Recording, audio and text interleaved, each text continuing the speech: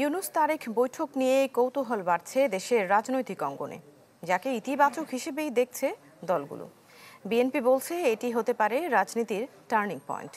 অন্যদের কাছে নির্বাচনের সময় কিংবা জুলাই আকাঙ্ক্ষার ফাটল মেরামতের উদ্যোগ। তবে তার জন্য আক্ষেপ করতে হবে আরও কিছু সময়। শফিকুল ইসলাম সবুজের রিপোর্ট। অতীতেই বাংলাদেশেই রেকর্ড রয়েছে ৩ মাসের মধ্যে জাতীয় নির্বাচন অনুষ্ঠিত করা সম্ভব। অন্তর্বর্তীকালীন সরকারের প্রতি আহ্বান, আগামী ডিসেম্বরের মধ্যেই জাতীয় নির্বাচন অনুষ্ঠিত হতে হবে।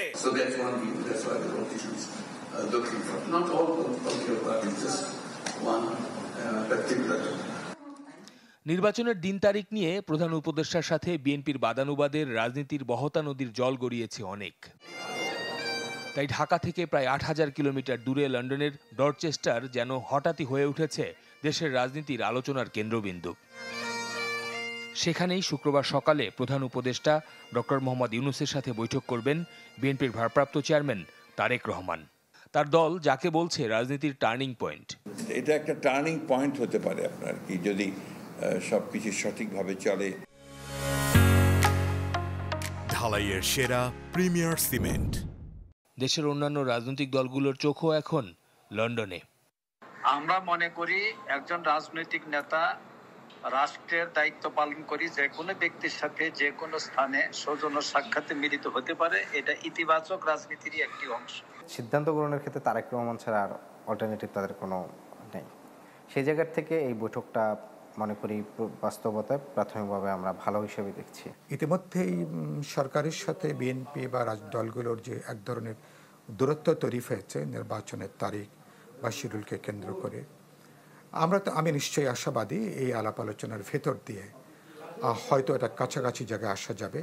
ধারণা করা হচ্ছে আলোচনায় চেষ্টা থাকবে জুলাই ঐক্যের ফাটল মেরামতের, পাশাপাশি উঠে আসতে পারে নির্বাচন সংস্কার কিংবা জুলাই সনদ সহ দেশের সার্বিক পরিস্থিতি, যাকে ঘিরে দেশের রাজনীতির আকাশে এখন উঠছে প্রত্যাশার বেলুন। আমরা আশা করব বিএনপির যে ভারপ্রাপ্ত চেয়ারম্যান তিনি অবশ্যই এই শহীদের আকাঙ্ক্ষা, অভ্যুত্থান পরবর্তী নতুন বাংলাদেশের রাষ্ট্রের মৌলিক সংস্কার, সেটার জন্য যে আমূল পরিবর্তন দরকার সেই পরিবর্তনের প্রতি আশা করি তিনি সাড়া দিবেন এবং এটার প্রতি শ্রদ্ধাশীল হবেন। তারেক রহমানকে নিশ্চয়ই কিছু বিষয় তিনি অফার করবেন, তাদের ভাবনা চিন্তাকে, আলাপ আলোচনাকে।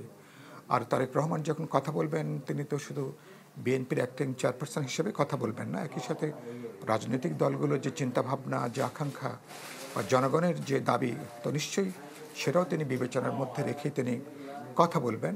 কিন্তু তারপরে যদি বোঝা যায় আলাপ আলোচনা করে যে ডিসেম্বরের পরে আর 15 দিন কি জানুয়ারি মাসটা হয়তো লেগে যেতে পারে, আমার মনে হয় না আলাপ আলোচনা করে তারিখ পুনর্নির্ধারণ হলে এটা নিয়ে কোনো সমস্যা হবে।